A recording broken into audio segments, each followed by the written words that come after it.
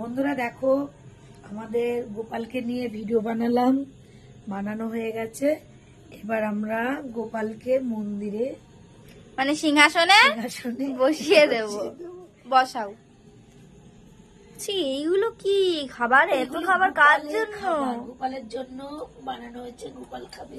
এত খেতে পারবে গোপাল? দেখো, গোপালের জন্য এইসব লুচি, তারপরে তালের বড়া, আলুর তরকারি, তারপরে সুজি, এই যে মাখনটা আমার মেয়ে বানিয়েছে স্পেশাল, তারপরে কেক, ফুটি, আর এই যে মিঠাই রয়েছে, তারপরে ডেরি মিল্ক দেখেছো, তারপরে যে মৌসুমী লেবু, কলা, শসা। হেব্বি সুন্দর সাজিয়েছো কিন্তু তুমি।